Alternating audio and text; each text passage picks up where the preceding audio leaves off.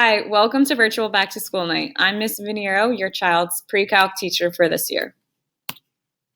Here's the breakdown of our grading for this class. Tests are 40%, quizzes are 30%, classwork's 15%, and homework's also 15%.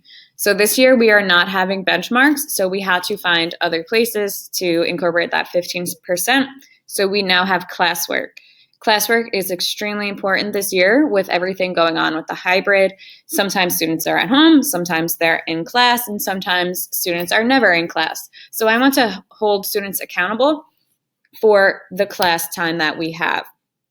That's why classwork is worth 15%. So within a class period, I will say, okay, this is due at the end of the block, and that is where that grade comes from. I also want to make sure that students are working productively during their time, because I don't want students to, be up all night doing the work when they could be doing the work within the allotted time, and that's when I'm there to help them.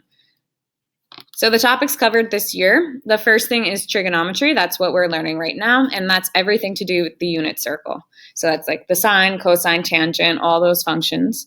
And then once we're done with that, we move into analytic trig, which is using these functions and using their identities to solve problems. After that, it's polynomial and rational functions. They learned this in Algebra 2, but we go in much deeper explorations of these topics because it's a higher level class. So we'll be going into polynomial and rational functions, and then exponential and logarithmic functions as well. They learned that last year, but once again, we're going to dive much deeper into those topics. And last is conics.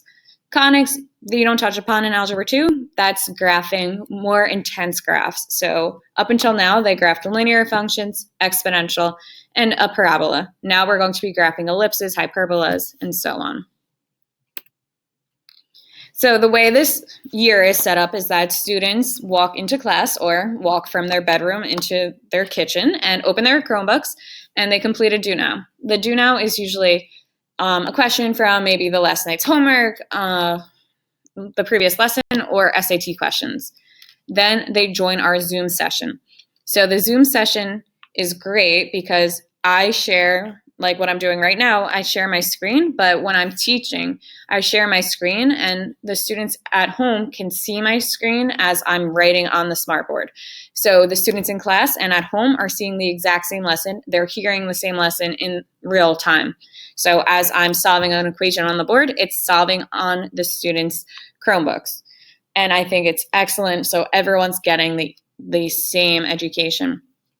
Also in Zoom, there's a little chat feature. So if anybody has a question, they could just, type it, or they could pretend like they're in class and they could raise their hand and ask the question or shout out the question. And I am happy to answer it.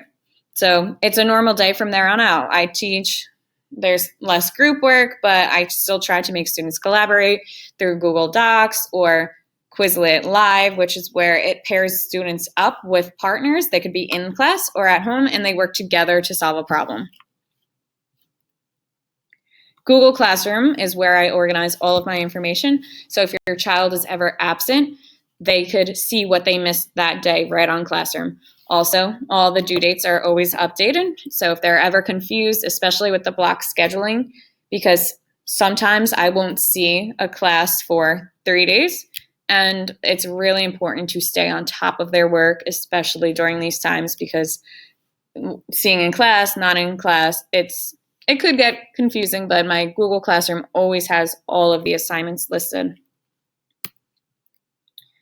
Extra help, I'm available every day before school in room 112. I get here around 7:15, and your child's welcome to come anytime from 7:15 through homeroom.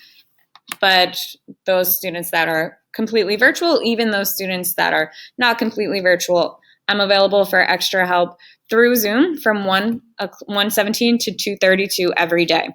So I have a link posted on my classroom. I showed all the students where it is, and they just click it, and then they come into my Zoom session. So every day from 1:17 to 2:32, my Zoom is running. I'm there waiting for students to pop in. It's just like extra help normal, where I'm waiting in my classroom for students to come for extra help. I'm just waiting on a Zoom call. And through that Zoom call, I could grab the student's screen if they're having difficulties maybe logging on to assignments, and I could help them through that. So please encourage your children to take advantage of that opportunity. Some online resources we are going to use in PreCalc is Big Ideas. That's an online platform for problems, and what's really good about that is that you can check your work along the way, and it'll tell you if it's right or wrong. So it's not like they come to school the next day and we're checking homework and everything's wrong and they're like, I just wasted all my time. Big Ideas lets them check their progress along the way. Same thing with IXL. IXL gives them a lot of the same problems, but it's great practice to get used to it. And once again, it tells them if it's right or wrong, why they got it wrong. Khan Academy, same thing, instant feedback, except instead of a paragraph like IXL that tells you why it was wrong, it tells them a video. It shows them a video of how to solve the problem. Edpuzzle, I use that sometimes. It lets me ask questions in a YouTube video. So it's like, what was the answer to the question before? And then they type it in and then they continue on. So my email is gvenero@rutherfordschools.org. Please feel free to email me with any questions you have. I am willing and so happy to help. And I am so excited for the school year, and I can't wait to continue teaching your children.